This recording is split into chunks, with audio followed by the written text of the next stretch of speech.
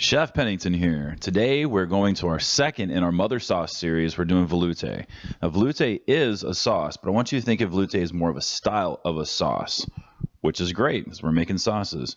Today we're going to make tomato veloute, which is super delicious. It's just a really cool way of taking veloute and adding a lot of flavor.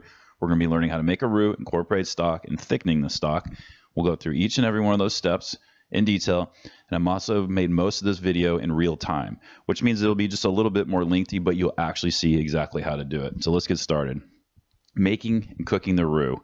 Roux is butter and flour mixed together. It could be another oil or fat, but in most cases butter. Butter is a lot of great flavor, and we love butter here at Butter and Time. Be sure to use high quality butter, which always helps. I like Kerrygold.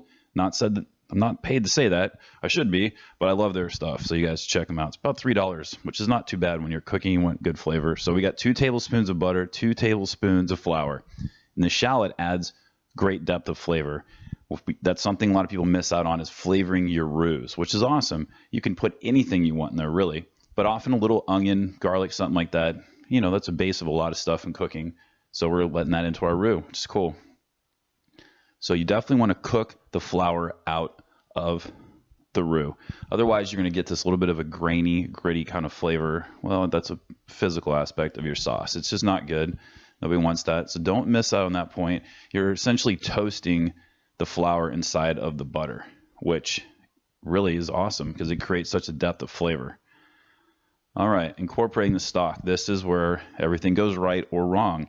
So I've got 1.5 cups of stock right there, and you want to start slowly putting it in there and letting everything get happy.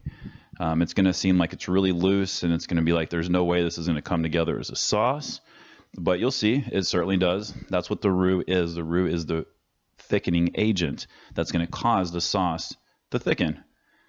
So that's what we're doing. We're taking a roux and a stock, and we're bringing them together into one to be a sauce.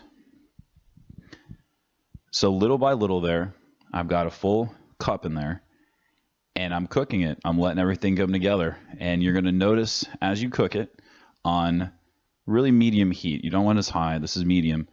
You're going to see the stock thicken on you. And you're going to come to a point here where it's going to look like it's trying to seize up on you, become too thick.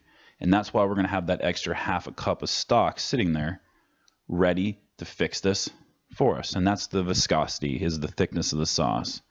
And you guys know what kind of sauce you're looking for. So that little extra stock on the side is absolutely crucial. Otherwise, if that sees it up, it's no good, and you got to start over again. I often like to have even more than that 1.5 cups on the side, because all flour does not absorb the same. So that's something to consider. Have enough stock on the side in case things are going haywire on you. You know, and one of the things that's cool about sauces is they can be fixed. If it's too thick, you add some more stock. If it's not thick enough, you know. So the heat is off here, and here's the flavoring. We're going to use some tomato paste. Tomato paste is like really strong tomato flavor, which is great because we don't need to use a lot of it. And the amount you use will depend on what color you want your sauce to be. And that's completely up to you. You don't even have to make a tomato. This is really about learning how to make a veloute. But the color, it's amazing. I mean, we love tomato in so many things and so many dishes.